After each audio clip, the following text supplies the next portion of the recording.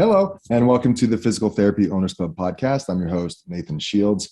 And today I want to talk about the one meeting that you've got to do every year, especially if you have a partner and especially if you have a leadership team. But even if it's you running solo, the important meeting that you have to have is one of an annual strategy session. Now, the annual strategy session allows you the opportunity, and especially with your team, to really focus on what's most important over the upcoming year. Take your heads up out of the muck and the mire, if you will, of the day-to-day activities that you're performing, and focus on the business. Look at the bigger picture. Look at the things that are coming up down the road so you can address them appropriately and in a timely manner so that you're being proactive and not reactive. Now, the annual strategy session that Will and I did was usually done, and most people do at the end of a year, looking forward to the next year, or at the very beginning of the year that they're in, trying to look forward to see what they want to accomplish in the upcoming year. And the annual strategy session's goal is essentially to get clarity on what is most important, those most important action items that will move your company forward, and clarify your goals for the year. It also allows you to recommit to your purpose and values and assess your business from a greater perspective, including weak points and potential threats. And so the beauty behind an annual strategy session is it gets everybody on the same page, if there is more than just you, of course, and it allows you to really focus on the business and what you want to get out of it. And now, when you're looking at the number of things that you want to do and accomplish over the course of the year, everything can seem like it has high priority. There could be so many tasks out there that you're not sure exactly which ones are most important, which ones are most vital to accomplishing what you want to accomplish in your business.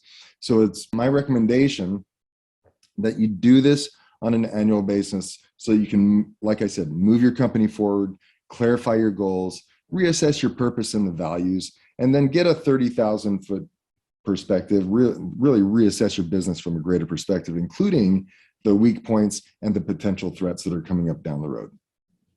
Now, one of the recommendations that I have, and it's kind of a shameless plug because I offer this as part of my coaching program, but it is to utilize a third party, someone outside of your organization to really guide you and challenge you, force you to be clear on what you want to obtain and force you to actually put words to the things that you're talking about, not just the thoughts that are in your head, but really put words to your concerns or what your goals are and force that clarity to be verbalized. Someone you can really even be accountable to in the future. And so it's really important in these situations to be most effective, to recognize that there must be a commitment to brutal honesty and a recognition of those pink elephants that could be in the room.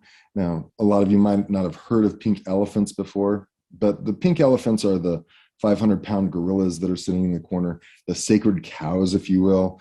A lot of times, especially in a group setting or in a partnership, there could be things that are going unsaid that need to be addressed, that are irksome or could be a bone of contention between a partnership or even within a leadership group. The sacred cows are those things where we all believe a certain thing to be true, even though it might not necessarily be that way. Sacred cow in physical therapy might be something along the lines of, well, we don't treat that way because it's unethical. Maybe it's not unethical. Maybe that's just a sacred cow that we've postulated, and we need to consider if that's really true or not, right? A 500-pound gorilla could be some serious issues or that partners might have between each other, and they're just not addressed or haven't been addressed to that point. These are your pink elephants, and you need to be brutally honest with each other and amongst the group to recognize that there could be a pink elephant in the room that needs to be addressed. It's during these annual strategy sessions in which you can address those things if they haven't been addressed to that point, and it's a good time to do that to make sure you're all purpose and value aligned. Now, where do you start with an annual strategy session? Well, the first part that I take people through is to really envision their ideal scene at the end of the upcoming year and after 3 to 5 years. See what you want to accomplish at the end of this year, but then also push it forward to see what that looks like 3 to 5 years down the road. And then take that ideal scene and compare it to the current scene. That gives you an understanding of where the gap lies. I want to get to this point, but I'm at this point right now. It really helps you understand where you need to get to and where you're starting from. I recommend this be done on both the business and the personal side, because more than likely, as an owner at least, your business actions are helping your personal actions, and your personal actions vice versa help your business actions. It's not something that the personal side of things necessarily need to be shared if there's a large group of you, but it's important to recognize that our personal and our business are significantly intertwined. So starting with the ideal scene and then working backwards, what's our current scene, just to mind the gap, if you will. Next, reassessment of purpose and values. This is a time to discuss, are we really living our values and fulfilling our purposes as a business? This is a perfect time to readdress both the purpose and values as needed and discuss how to better fulfill and exemplify your purpose and values. Sometimes the values can be, how would you say, misconstrued over time. And maybe this is a good time to redefine the values if they are not clear between all the members of the leadership group that's in attendance. Just take some time. It could be a small exercise. It could be longer if these aren't really well stated, but it's important to readdress them every year and see how things are going. Now, the next step is what most people are used to when it comes to an annual strategy session, as a lot of people have gone through a typical SWOT analysis.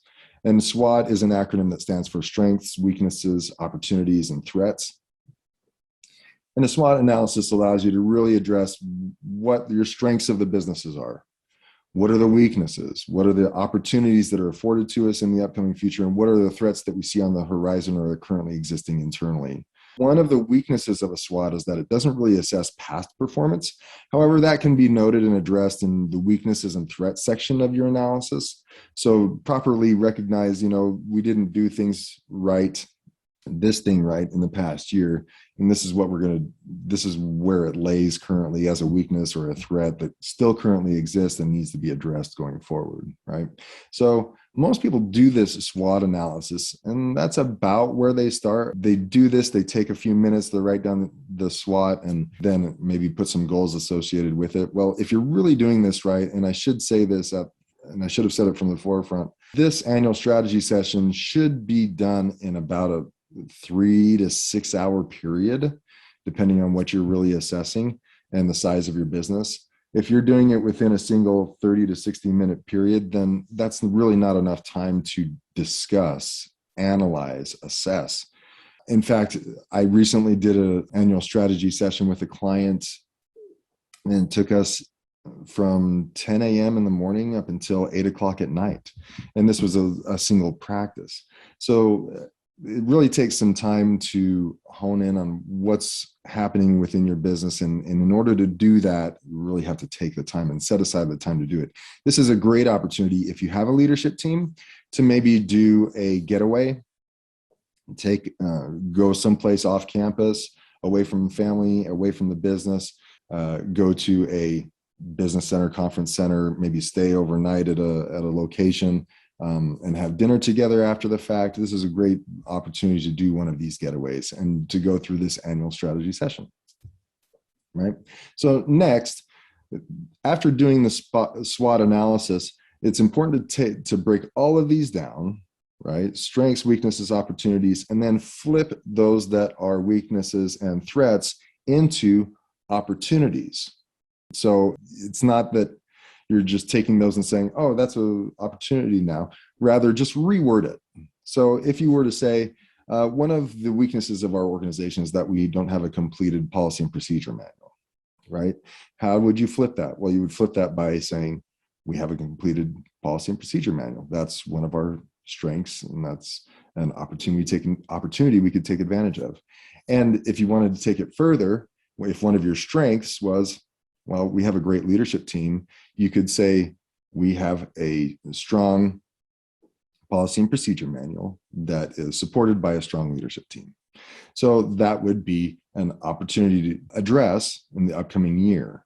Now you take all these opportunities after getting rid of the strengths and getting rid of the weaknesses and threats, rewarding them to make them opportunities, and then you break them down and filter those out until you come down to your 4 or 5 top priorities for the upcoming year. Now, these are Sometimes it takes some discussion. Sometimes it's important to recognize that, hey, this really isn't a top priority for the upcoming year, or maybe this is a top priority for next year. It's just not a priority for this year. It really actually takes some discussion after going through the whole SWOT, writing up and switching those weaknesses and threats and rewording them into opportunities. It takes some real discussion amongst the group to get down to 4 or 5 top priorities for the next year, and maybe some that are super important get left off to the side. But you have to sit down. You can't do 10.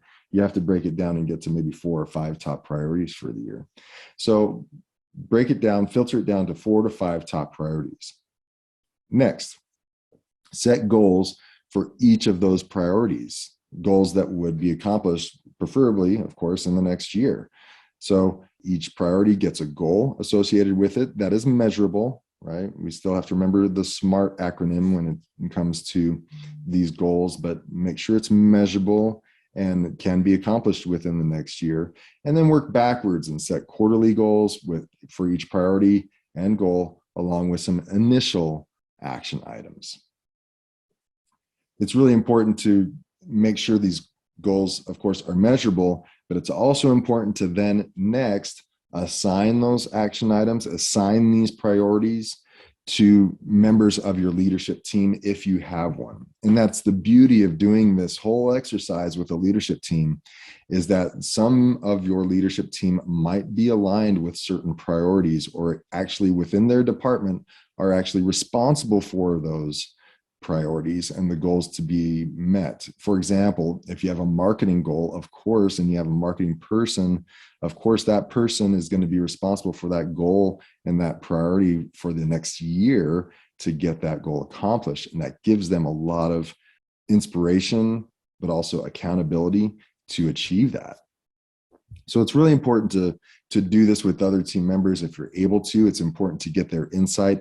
The beauty of doing this with a third person to lead it out is that many times members of your leadership team, if they are present, might not feel comfortable addressing certain issues. They might feel like they need to deflect to the owner. Maybe they feel like their voices aren't quite heard, or don't want to speak up because that might be counter to what the owner has said in the past. So the beauty of having a third person navigate and moderate this annual strategy session is vital, because it helps their voices be heard. It addresses the pink elephants that may need to be addressed. And it also holds the entire team accountable for equally shared voices. So I'd highly recommend, again, a third party doing this, especially if you have a leadership team involved, so that the owner doesn't become burden, maybe not a burden, but their voice isn't the loudest voice in the room. Now, lastly, after getting all this done, so we've gone through ideal scenes, we've done the SWOT analysis, we've assessed our purpose and values, we've got goals with action items in place. Everyone's really well aligned for this entire next year. We know what we need to do. We know the goals that we want to accomplish. We have metrics in place to measure them. The last thing we need to do, celebrate. Yay! It's time to really celebrate what we've accomplished in this session alone. Gather some excitement going forward as a team. Celebrate with dinner, do a team building activity, you name it, go do something together to celebrate being a part of this group that we are aligned with and share purpose and values. So again, the one meeting that you need to have each year to really focus yourself and achieve the goals that you want to achieve for the next year and more is going to come down to doing some version of this annual strategy session to put you on the path for success for the next year. And that's my coaching moment.